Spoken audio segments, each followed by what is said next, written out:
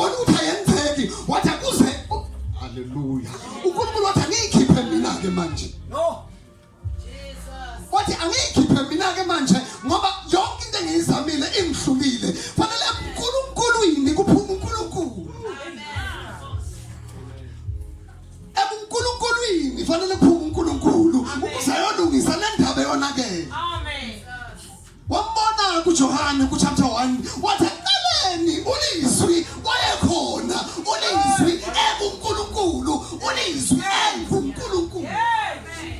wathi uNkulunkulu ayikhipha yena kuNkulunkulu amen angizo bezalwane uNkulunkulu wayikhipha yena uNkulunkulu kwaba khona uNkulunkulu uNkulunkulu yini amen now uma uJesu efika uJesu restore yonke lento elahleka kuAdam wokuqala amen funda ke leli verse ke mamzwana sami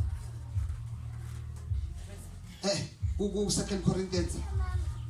asibale lapha ku verse 7 ku verse 16 kanjalo thina asisayikwazi umuntu ngokwenyama hlala phansi mana kancane nokuba besimazi uKristu ngokwenyama lokho manje asisamazi kukhuluma umpostoli la apostoli omkhulu lo kade eyikhuluma le ndaba yokuthi mina ngangekho vele angihlalanga mina noJesu angibanga umpostoli odumileyo vele mina ngoba into eyiningi mina enizishoni na ngoJesu ngoba nambona mina ngimbonanga uJesu kodwa ngambona ekugcineleni kwabo bonke wasesebonwa nayimi bala phansi mamzwana kanjalo thina asisayikwazi umuntu ngokwenyama uthi mina sengiyibonile lento akusiza ukuthi sazi umuntu ngokwenyama ngoba noKristu samazi ngokwenyama ngoba nokuba besimazi uKristu ngokwenyama nokho manje asisamazi hayi bazalwane ngamanye amazwi asamazi ngenyama sasinesambulo sakhe lento eyamahlele eyedamaseko ilento ekhuluma ngayo ke ukuthi enyameni kanti noma sasimazi enyameni kodwa sathi sayida ngoba sahlangana nonyazi sasimazi ngokomoya asambeke mamzwana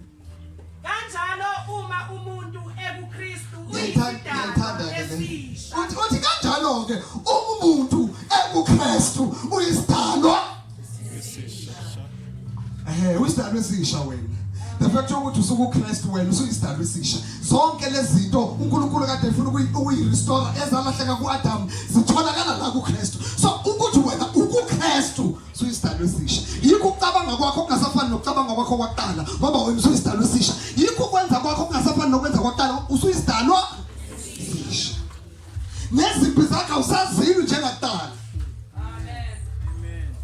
amen wena ubuya bathandazi mangabe izinto zeqala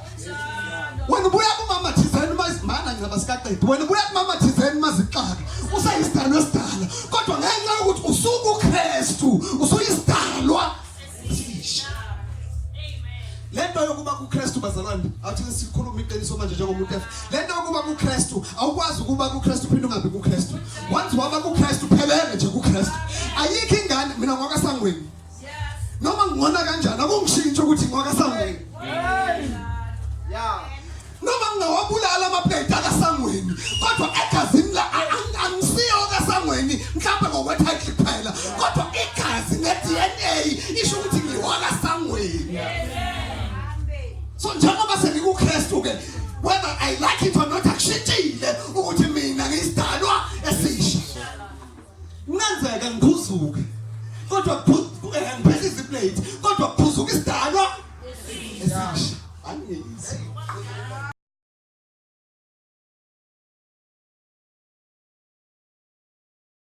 noma ngathi ngiyahluleka kodwa bheka ngikuKristu sabona mashinini amen ngiyabonga phansi sikaqede 5 minutes bazalwane lithi bheka bazalwane sengisho ukuthi wena ubuhluleka ngoba vele ubungakabi kuKristu noma usukuKristu babonela ngathi usahluleka ngoba bakunikile ichance kabheka khona kusha kuzophela ngoba le nto bazalwane ishintsha icharacter lento yobuzalwane lento yokufunda iBhayibheli lefunda iBhayibheli lento yokufunda iBhayibheli nokuthandaza nokuhlangana nabazalwane kwenza ukuthi nami inhliziyo ibitshe kodwa iqala ithambe ithandiswa yini ukuthi sengikuKristu bese kuqala kuvela ama-attribute amasha kuvela izinto ezi-out of abantu bathi siyamazi yena kanjeni kodwa into eletha ushintsho ukuthi usekuKristu Nakushayile mfana funda mamzane funda ngirelaxiswa ukuthi ngazi position yokuthi ngikuphi so noma ngihlangana nani ngitrust iposition yokuthi where I am angitatazeliswa njengentaba yasesiyoni angitatazeliswa ungathi nje ubusukhubekile wenze wawa kancane bese uthi hayi mina senge awuyeke ukhona ubona ngalanto uthi noma usuthi yasilento lena manje sengaye uze ukulanda yiyeke ayiyeke lento ngoba ngisidalwa vele mina esisha noma ngiyafuna lento wenza sokaJeremiah uthi noma senginqumile uthi ngeke ngisakhuluma kuleli khaya kodwa lento ivalelwe emathanjeni njengomlilo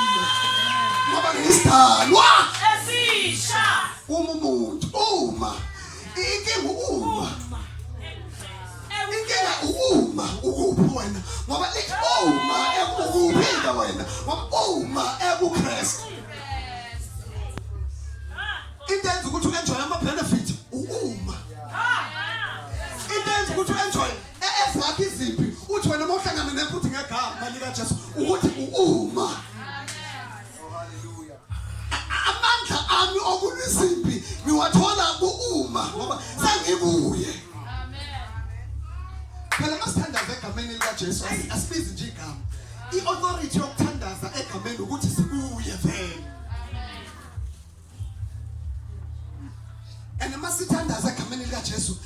i-authority ye-character sithatha i-character yokuthi lo muntu esithandaza kuye uba therefore we take i-character kaJesu Jesus. Yeah. So yikho ke masihlangana namadimona siyasathandazela because sesibuye vele sinamandla ne-authority yakhe ngoba sikuye thaba nikuye nikhilile kuye umuntu ekuKristu isidalwe esisha